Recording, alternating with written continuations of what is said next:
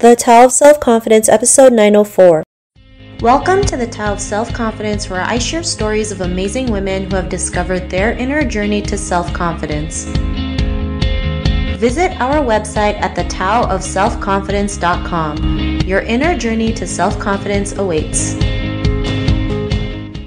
You can now purchase The Tao of Self-Confidence, a guide to moving beyond trauma and awakening the leader within on Amazon, Barnes & Noble's, Walmart, Indigo, and other major book retailers. Get your copy today.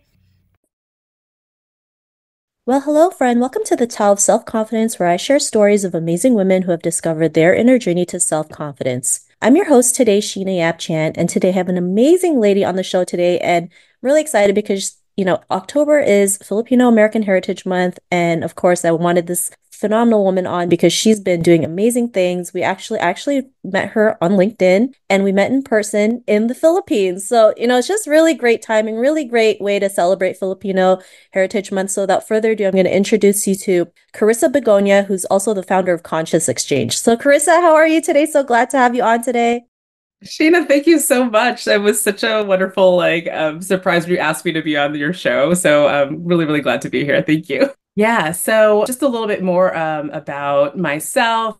I am a second-gen Filipino American daughter of immigrants. My parents come from the northern region of the Philippines, Ilocos Norte, west of Manila, northwest of Manila in Alamanes City in Pangasinan. So that's where my parents are from. I am a business coach. Specifically, I work with people of color, and I have a focus on LinkedIn sales and marketing strategy. And that's where my expertise is. And last year, I was given the honor of a Top Voice Blue Badge. So that was pretty cool, especially as someone who used to say I was allergic to social media. So that was a really nice surprise. And I think the biggest thing that I got from being on social and really putting myself out there, which I'm sure we'll talk about more in terms of self-confidence, was the number of folks who have shared with me that because I've been sharing openly about like my entrepreneur journey, about my journey of being Asian American, about being Filipino American, how much that has also given voice for others and almost like permission to speak up as well. And I think that's been probably one of the biggest, most satisfying, I think, or biggest like pieces of feedback to hear from, because you can get really nervous about being on social media or putting yourself out there, especially when you're first doing it. And so more often than not, definitely 95% of my experience in actually putting myself out there, becoming someone who is more noticed on social media, has been really, really positive and super encouraging. And yeah, I'm excited for more folks to join me in putting themselves out there, if that's LinkedIn, YouTube, whatever, media, especially when you're a service-based entrepreneur. Awesome. Well, thanks for sharing that. I mean, I love LinkedIn. It's my favorite social media platform. Of course, I have love for other ones, but LinkedIn is where I actually just be able to connect with amazing people such as yourself, being able to share the stories, the struggles, the wins, the losses, because entrepreneurship isn't easy, right? There's days where you don't feel like getting up out of bed, right? Because, something happened, challenges come. And so I love that. And I love, connecting with you because you've always been very authentic. Even when we met, it's like we've known each other for years. It was so much fun taking pictures in front of the Jollibee in the Philippines. So it was really great. And I'm so glad you're here today and to just kind of share your story on confidence and your journey. And so, Carissa, what'd be your favorite self-confidence quote? I have a bias for action. So for myself, it's been this always encouraging myself to do things imperfectly. So take imperfect action. Imperfect is better than not doing it at all. So yeah, and it's definitely take that like initial step, because that's something you learn from, right? It's not even like a mistake or that it's bad. It's just, okay, here's data, here's information. So I'm also a former analyst. So I like to collect information and, doing something as imperfectly again as it is data, right? If no one shows up to your LinkedIn live, or that's okay, that is information. But probably more often than not, especially if you do this more often, like continuously, you'll get a handful of people and that'll grow and grow. And that's just definitely been my experience that oftentimes it's that first step is the hardest. So I've been like really telling myself when I'm resisting something that I really want to do and I'm just procrastinating and like making excuses for something, for not doing something, I tell myself that imperfect action is better than nothing. I love that. And it's such a great reminder, especially, as Asian women, we've always been told to, come up as the perfect daughter, the perfect wife, the perfect sister, the perfect friend. And perfection really kills us. It stops us from moving forward because we feel like we need to have everything 110% ready, when in fact it's all about start before you're ready, right? It's not going to be perfect. You're going to make mistakes. You're going to fumble. But like you mentioned, you'll get results, you'll get data, you can learn to course correct as you're in this journey, especially in entrepreneurship. In all reality, we see all these people, we put them on a pedestal, and it's like they don't know what they're doing either. They're just testing things out as we go. So it's nice to know that, because then it gives us more inspiration to just take action and make it happen. So I love that you mentioned that quote. It's such a, much needed reminder for everyone else, including myself as well. And Carissa, in your own words, how do you define self-confidence? So self-confidence to me is owning who you are. So it's ownership and agency, right? That includes all the really good stuff that you can be really proud of, because sometimes as children of immigrants and such, we don't even want to acknowledge the good things that we have done and we have accomplished, big or small. So being, yeah, proud of the certifications that you've acquired, the degrees that you had, the awards that you were given, just doing hard things, right? Or whatever you deem is challenging. So it's owning that, but I want to say it's also owning the dips, owning the challenges, owning that we're not born knowing everything. We are not perfect. We never will be, right? And owning, I hate to say mistakes or flaws, but owning the things that you're not as good at yet, or even at all, right? But just and owning when you do make mistakes. I think someone who could be upfront and apologize or say what it is that, they need to course correct for the next time, right? I think when you're aware of those things and you're able to acknowledge them, you can improve, or you gain more respect from other people as well when you admit like, hey, I messed up, or I don't know that thing. And so it's being honest with yourself, and to me that is taking ownership of the good and the bad, and also having agency, like just really knowing that you don't have full control. I think the universe and God, or whatever you want to say, there's external forces and things, but there is also choice that we have. And that's those what how do you, or what choices do you want to make? Those things are something that we can own. I love that. And thanks for sharing that great definition. And Carissa, what was your life like before your discovery of self-confidence? I think there was a lot of second guessing.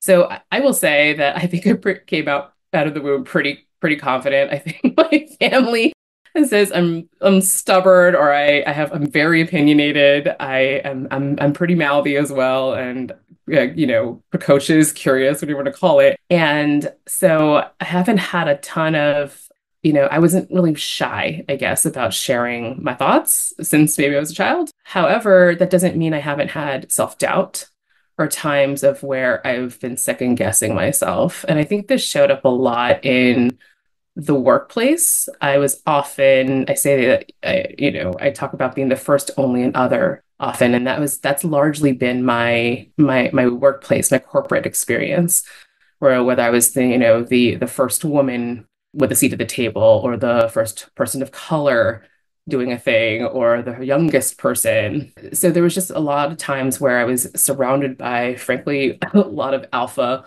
white middle-aged men, and being excited to be in the room or having the seat at the table, but also asking questions that made me sometimes blatantly was told like that was stupid. Sometimes walking around and, of course, being thought of, because I'm also short, so being thought of as the assistant rather than the boss. And yeah, so I think even when I've spoken up and have been told like, or questioned, there's sometimes there definitely, I think you can have that feeling of like, oh, maybe I was quote unquote wrong there. And as I've gotten just older, matured, and just more experienced, it's been a journey of owning, like, no, I know what I'm talking about. I think also owning my intuition and my intuitiveness and inherent just like gifts and such, and being like, actually, I'm right. And so the shift has really been about putting my foot down and saying, no, actually, because you can't see what I see does not mean it's wrong. And also with through like some of my emotional intelligence coaching, be able to read the room a little more and be better about how to voice my opinions and be influential rather than, I think, at other points being aggressive or combative. So I think that's what it was. So and a lot of anxiety, right? That comes with that of second guessing yourself and thinking, oh, maybe I'm off. But results are results. And when you start to see like things play out the way you predicted they would when you spoke up, I hate to say I told you so, but I told you so, right? And so being again as a former analyst, having that data and that information and seeing like see what happens when you were right. And if you spoke up and said something, maybe things would look different, you know? And so that's been my journey of just going from like, okay, maybe you are the wrong here to actually no, I'm right. I love that. And it's so hard, right? Sometimes because there's so many people who question our ability. And so when people question our ability, that's when we start questioning ourselves, like, are we capable? Can I do this? And unfortunately, sometimes it comes from the ones closest to us, like our family and friends, and that stems a lot with trauma, intergenerational trauma, especially for women being constantly questioned about their ability. And it goes on to the workplace, your business, other people. And sometimes we have to take a step back and realize, am I capable, right? Start asking the right questions. And it's like, I know what I'm talking about. And this is not about arrogance. It's about you've done the work, you're prepared, you know what you're talking about. And if people can't see it, that's fine, right? Because the right people will see it and they know that you're capable and you're going to go out there and do amazing things. And yes, as women, it's going to, even especially as, women of color, it's going to take 10, 100, 1,000, maybe 10,000 times to be seen and heard to get the message across. And we might have to do more work to do that. But for me, it's worth it in the end when we can see women like you, being on LinkedIn, getting a blue badge, showing them what's possible. So, I'm really glad that you mentioned that because I think, a lot of women can relate to this, right? Being questioned their ability all the time, constantly, especially in the workplace. And it's tough, right? Because when you have like 10 guys asking you your ability, meanwhile, it takes a toll on you. So I'm glad you were able to mention that and be able to work through that. And what was that aha moment when you realized you wanted to start conscious exchange, being a business coach, especially for people of color? What made you take that leap, especially coming from corporate to entrepreneurship? Yeah, I think talking about ownership and agency and just not second guessing yourself, right? My leap out of corporate came when I was doing work as head of DEI for Zappos, and I just knew there's something in me. It was both work related and personal, where I was like, I'm ready to go. Right. I've always been entrepreneurial. My first job in the buying offices of Macy's, I started an ERG effectively when before I even knew what that was. When they started the new diversity office in the early 2000s. And I didn't want to start like some of the options that they had were doing something for women or a group for what's it called? They were doing like racialized like groups and for like Black and Latino and all that. And for me, I was more interested at the time in my identity as a millennial person, and because I was surrounded by a bunch of millennials. And so I created this, ERG for millennials before millennials was even a term. But I was like, I called it 20s for seven, like just, a bunch of 20-year-olds like giving input on business matters and such as one of the core demographics for as a customer. So I started that early on and then fast forward, did create a group for women at Zappos. And that's eventually it turned into me pitching to the late Tony Hsieh how to have a formal diversity office. From there, like I just knew I I was ready to go, right? Like I also at Macy's, I was given like, $1 million plus portfolios to start new lines of products, right?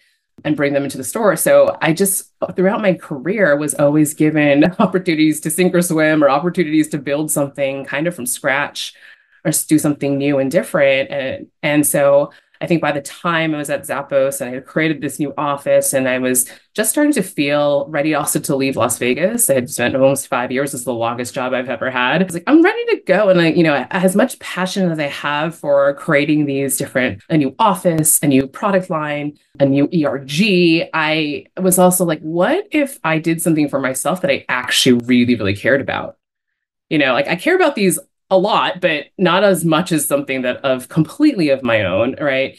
And I think I finally came to that point where like just a lot of the things were ready to go. I often tell people that I had no plan B. Like this was plan A, right? Like the idea of staying any longer was like, I can't do it. There's so many other curiosities I have and really want to start my own thing. And maybe the other DEI folks understand this, diversity, equity, inclusion folks understand that sometimes as a consultant, you're more respected, right? Like and heard. And so I was like, I think I can do more out externally. And so that's when I jumped into entrepreneurship. And then fast forward, I didn't start off as centering people of color. I think maybe like a lot of my own clients who resist, like, who resist that and say, like, what if I, exclude people and I lose business really because I'm not, because I'm excluding like white folks and such. I'm like, you already are. Like, no matter what you say, you're already excluding somebody, right? We're never fully inclusive. So the folks who are looking for spaces for BIPOC, right? Because I wasn't saying it, also don't want to work with me, right? So you're choosing who you work with based on what you say and what you do not say.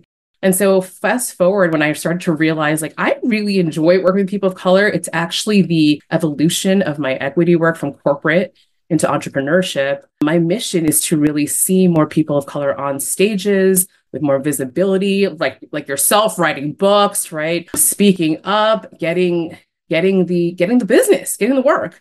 That's what became important to me. And as much as I was like traveling and going to different conferences, again, I would often get opportunities to be in these rooms or at these tables. And I was even in entrepreneurship, didn't see myself, right? I'm like, where's the woman, or where's the woman of color? Where's the Asian? Like inevitably, I'm still the first only other, even as an entrepreneur, when I can choose the spaces like more easily of where I want to be, right? More specifically where I want to be. I still did not see myself. And so that's when I really doubled down on working with BIPOC, working with people of color, because that's truly who I want to see win.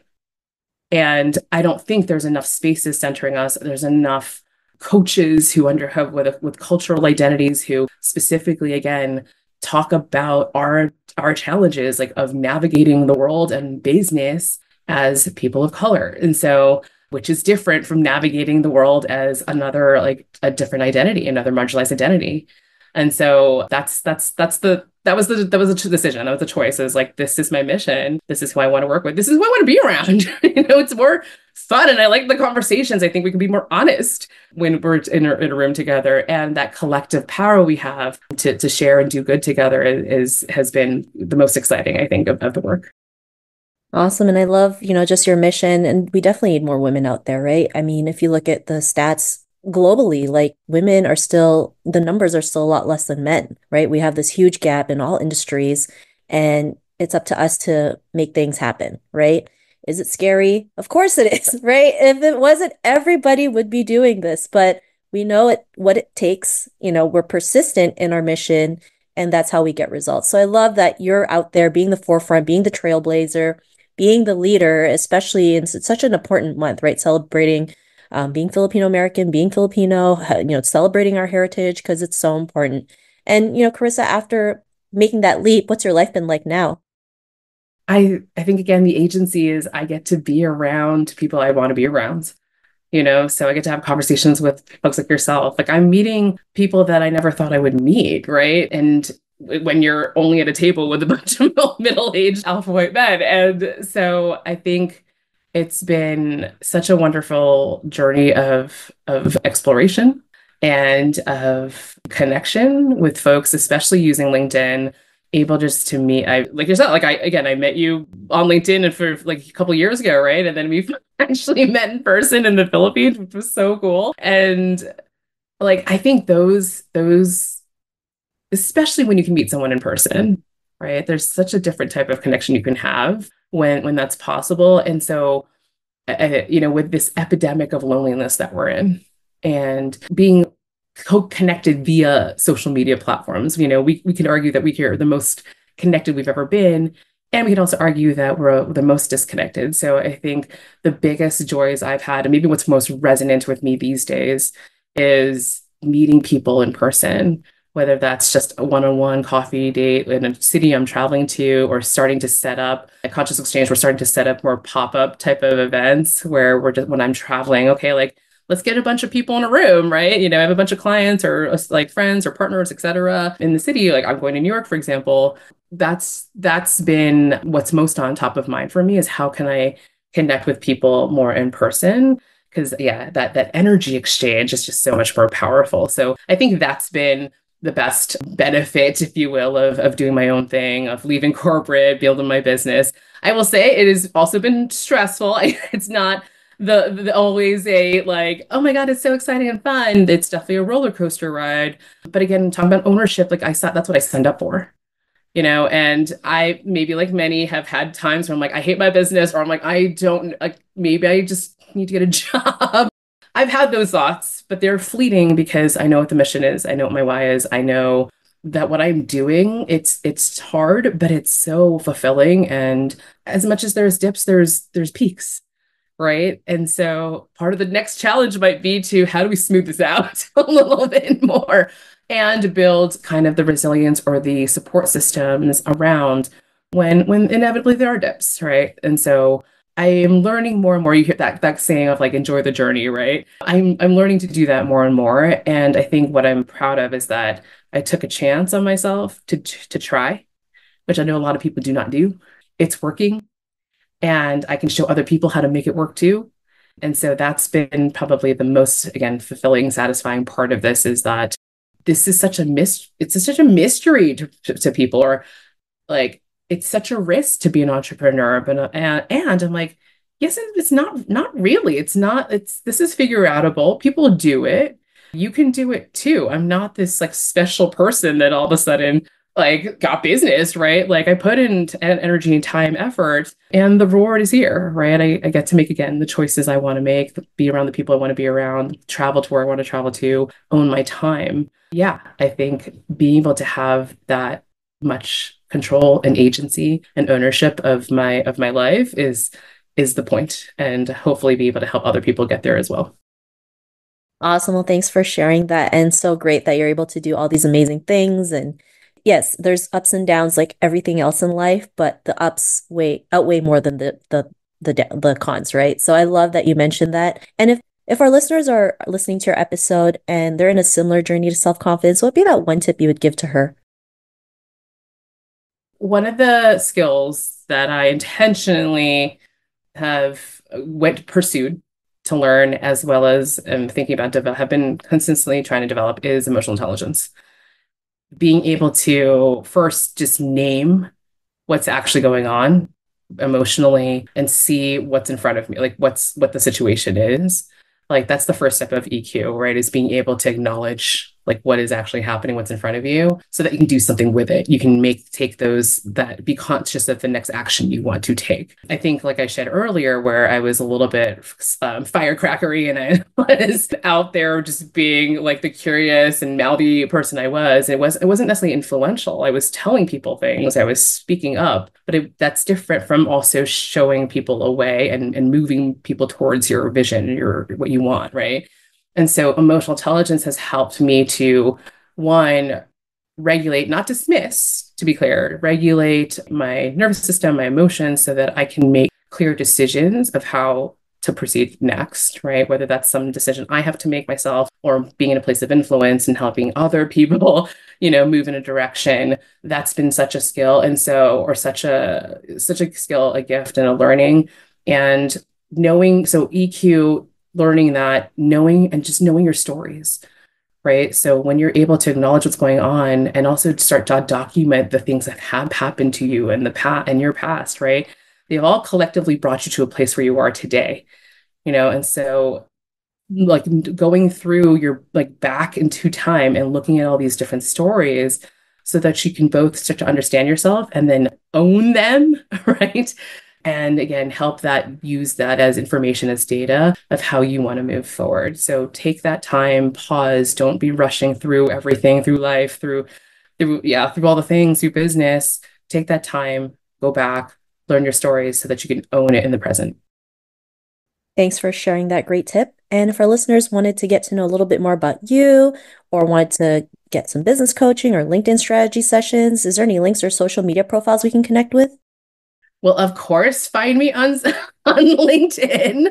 Carissa Begonia, like my name is pretty easy to find. So definitely connect with me on LinkedIn. Like that's the same link you, Sheena. That's my favorite platform. Consciousexchange.com is my website. We're revamping that too. So it's going to look really cool the next month or so. So you can learn more there. And I will say I have two programs, a Foundations to Freedom program for folks who are really earlier in their journey of entrepreneurship or being a coach, a consultant, or online service provider. And so that's a program where it's really full suite. I take people through my framework of learning product marketing and sales. And then for folks who are already at 100K and looking to scale that business up, I have the Leap to Liberation program, and that's more of a mastermind type of group for BIPOC folks, again, looking to build their businesses beyond that first six figures, that first 100K. So those are my things. I'm always love it, like grateful to meet people like yourself, Sheena, right? Like we just met on LinkedIn and then we're hanging out in the Philippines. I'm sure there's going to be more things we do together in the future. And so come chat, come send me a DM. I'm always excited to meet people. Thanks for sharing that, Carissa. And to our listeners, if you want to connect with Carissa, you can also head on over to thetowofselfconfidence.com and search for Carissa's name. Her show notes will pop up along with everything else that we talked about. And I'm just so grateful to have Carissa on today, especially in the month of October, where we're celebrating Filipino American Heritage Month. So thank you again, Carissa, for being here. Thank you so much again for having me, and I'll see y'all next time. Not a problem. Such an honor having you on the show. And to our listeners, be on the lookout for another new episode of another amazing woman's journey to self-confidence, and we'll talk to you soon. Bye for now. Thank you for tuning in to another amazing episode of The Tao of Self-Confidence. You can order your copy of Asian Women Who Boss Up book by visiting our website at thetowofselfconfidence.com. Your inner journey to self-confidence awaits.